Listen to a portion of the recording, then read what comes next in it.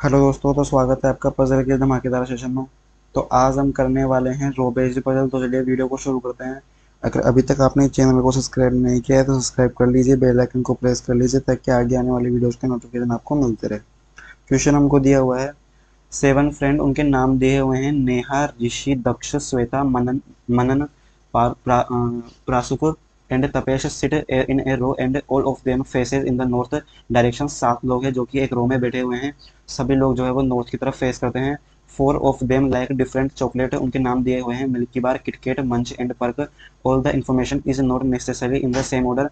तो सबसे पहले हम बनाएंगे 7 पर्सन को जो कि नॉर्थ की तरफ फेस करेंगे सारे के सारे लोग। तो 1 2 3 4 5 6 और यहाँ हो जाएगा 7वां पर्सन।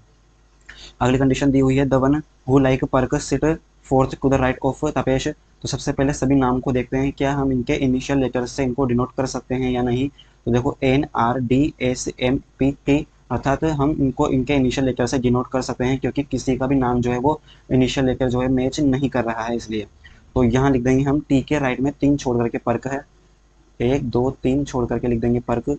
अगली कंडीशन दी हुई है, Neha who sits who like milky bar. तो एन के पास में लिख देंगे हम मिल्की। अगली कंडीशन हमको दी हुई है, is at one of the end, अर्थात नेहा जो है वो एक ना एक एंड पर बैठती है। More than 2 people sit between Manan and मंच। तो यहाँ पर लिख देंगे एम, यहाँ लिख देंगे मंच, इनके बीच में क्या है, मोर देन 2 है तो यहाँ लिख देंगे 2+। अगली कंडीशन दी हुई है, only 2 person sit between Neha and Rishi. Neha और ऋषि के बीच में केवल 2 पर्सन है। अगली कंडीशन दी हुई है, Prasuk who does not like any chocolate. तो पी जो है उसको कोई भी चॉकलेट पसंद नहीं है तो यहाँ पर चॉकलेट लिख करके हम कर देंगे मना। कंडीशन दी हुई है, P who does not like any chocolate sit fourth to the left of Daksh. Daksh के फोर्थ लेफ्ट में है, इसका मतलब दक्ष को यहाँ लिख करके बीच में लिख देंगे 3 person. Rishi sits to the immediate left of the one who like KitKat. KitKat के इमीडिएट लेफ्ट में जो है वो आर है तो यहाँ लिख देंगे हम किटकेट, और इसके इमीडिएट लेफ्ट में जो है ना आर है। अगली कंडीशन दी हुई है, Daksh sits to the immediate left of Manan. M के जस्ट लेफ्ट में डी है तो यहाँ एम लिख करके इसके जस्ट लेफ्ट में लिख देंगे D. And immediate right of the Shweta, अर्थात डी जो है ना वो श्वेता के इमीडिएट राइट में है। Manan sits to the third right of Rishi. R के राइट में 2 छोड़ करके मनन है तो ऑब्वियसली सी बात है आर को यहीं पर रखना पड़ेगा, तभी तो इसके राइट में 2 छोड़ करके कौन आएगा, मनन आएगा। अर्थात ये 4 लोग तो बिल्कुल फिक्स ही होंगे क्योंकि सभी लोग जो है वो नॉर्थ की तरफ फेस कर रहे हैं, इसका मतलब ये 4 लोग जो है वो तो फिक्स ही होंगे बिल्कुल। अब हमको बोला गया था कि एन जो है वो बैठता है किसी न किसी एंड पर, तो एन को या तो हम लेफ्ट एंड पर लेंगे या फिर राइट एंड पर लेंगे। तो कहीं से भी बनाना स्टार्ट कर देते हैं। मान लेता हूँ मैं एन जो है उसको ले रहा हूँ लेफ्ट एंड में, तो एन जो है उसको मिल्की बार पसंद है तो यहाँ लिख देते हैं मिल्की। एन से 2 छोड़ करके आर है, ये वाली कंडीशन पूरी हो चुकी है। किटकेट के जस्ट लेफ्ट में आर है तो किटकेट आ जाएगा यहाँ पर, ये वाली कंडीशन भी हमारी पूरी हो चुकी है।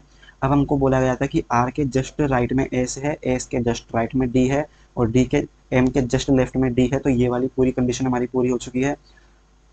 ठीक है, टी से 2 छोड़ करके पर्क है। मान लो मैं अब टी के लिए केवल ये 2 जगह बची हुई है। मान लो मैं टी को यहाँ रखता हूँ तो 2 छोड़ करके तो किटकेट है, मतलब पर्क नहीं आ सकता। इसका साफ साफ मतलब है टी यहाँ ना करके यहाँ आएगा, टी से 2 छोड़ करके पर्क हो जाएगी यहाँ पर।